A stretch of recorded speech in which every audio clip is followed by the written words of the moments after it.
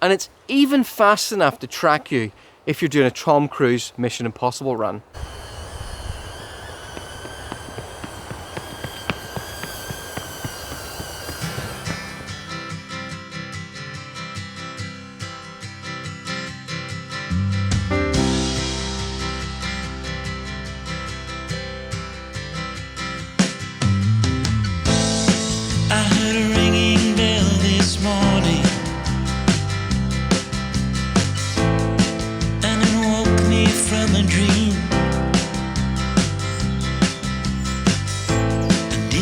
Dream I heard a warning saying leave the rest, take only what you need.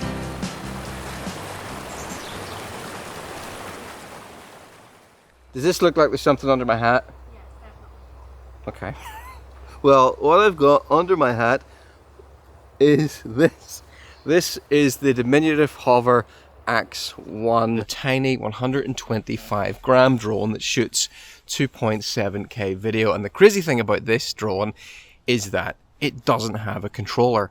Everything you need to control is literally on the top. You switch it on, you select a mode, and then it just flies. It's got really good tracking on it, so you can set it up and it'll hover in place and follow you as you walk around.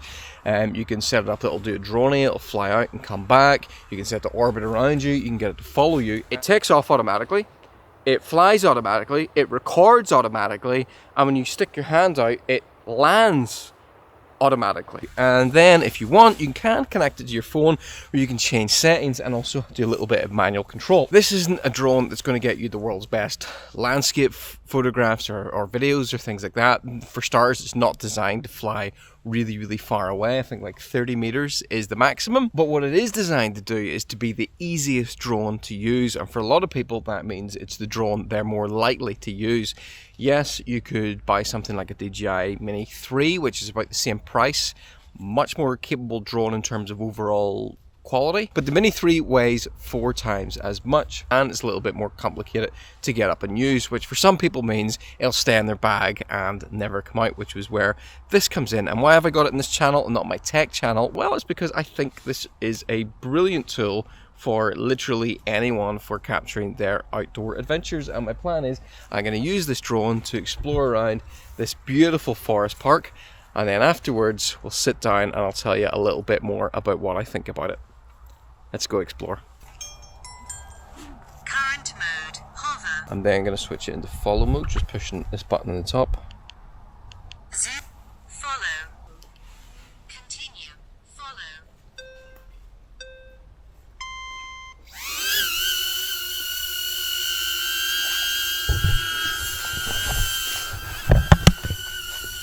It better be following me right now.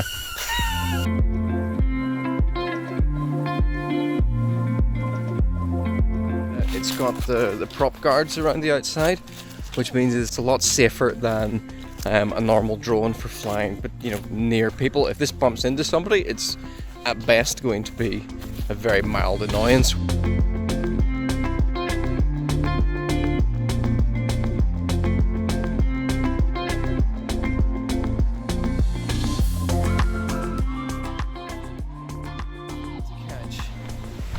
If you happen to watch the Dungeons and Dragons movie that came out recently starring Chris Pine, there was actually a scene from that. In fact, several scenes from that movie were shot right here in Tollymore Forest, and we're heading down to check one of them out. It's an ancient bridge. I think it's 400 years old. It's quite impressive.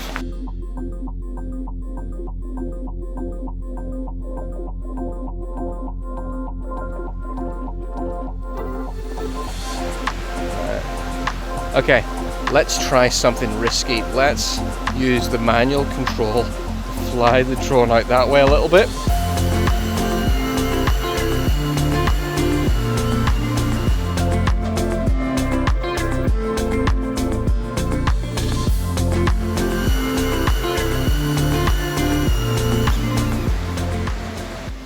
I've almost finished that battery, so I'm just going to swap that out. I got 2 batteries with it. It's a lot cooler down in here down in the trees in the shade, and the light levels are a lot lower down in here as well. So I'll get the drone to follow me through here and we can see kind of what the quality looks like in low light.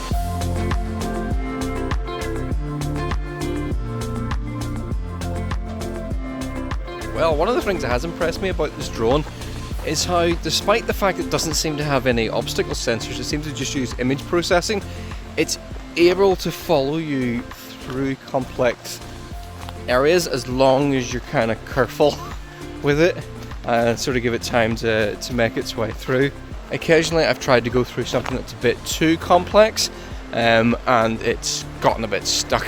But it's actually really good if it hits an obstacle. It doesn't fall out of the sky. It tries to fly away and basically hover in place.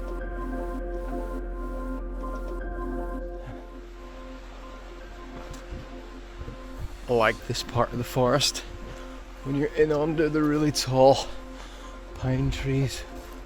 Ooh, which gives me an idea for a shot. There you go. It can be a little bit slow to connect to the Wi-Fi for manual control, which does kind of take some of the spontaneity out of it, but I do think the value of this drone is more in using the preset modes.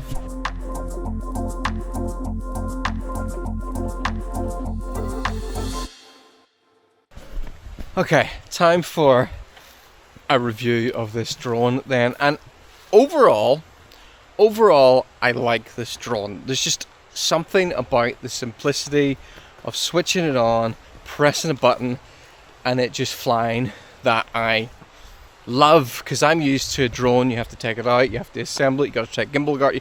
There's a lot of stuff you have to do to get the drones in the air. Normally you got to put a controller together, and this is just open it up and off it goes.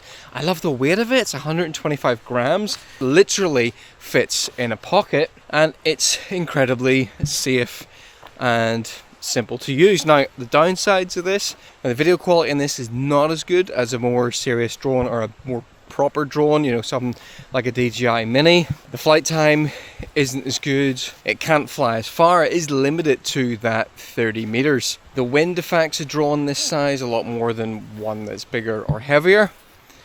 And while you can fly it manually, the manual controls are Wi-Fi controls, so it is limited in range, limited in altitude, and they are a little tricky to use because you're sort of pressing buttons on a touch screen.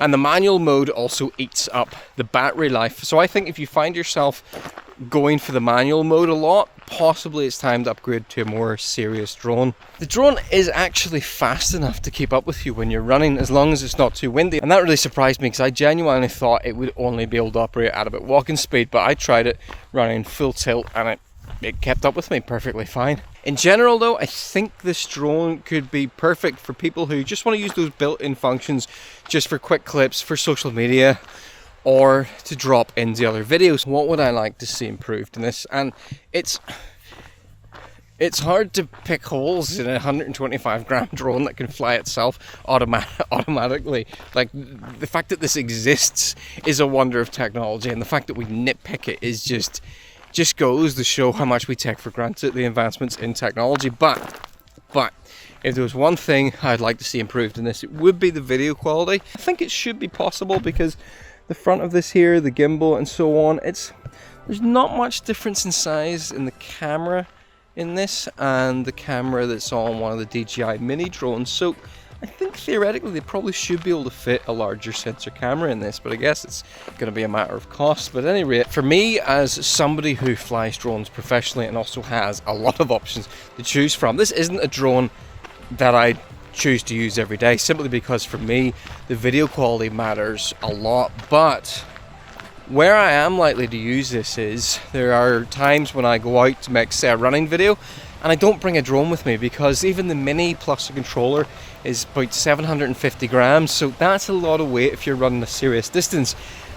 With this being only 125 grams, I'm much more likely to chuck this into my running backpack and head out with it. So that's probably where this is going to be for me. It's going to be an ultralight option for ultralight trips. And then I guess the other time I'm probably quite likely to use this is on just days out, holidays. You know, if I'm out for the day with Louise and I don't want to bring the drone, and I might bring this along simply because it's fun to fly, and I think that is where it's going to fit in for most people. It's just fun, simple and easy. You bring it along to make a memory. You're not bringing it along to shoot super high quality video. So family days out, outings, you know, hikes where you're not wanting to bring a full drone, that kind of thing, could be where this is perfect. Now, it's not the cheapest. It's £395. For the same money you could get a DJI Mini 3, so it's going to depend on your needs whether or not this will suit you, but I'm quite enamored with it. I think a lot of you might end up as well. But as always, thanks for watching, and I'll see you in the next one.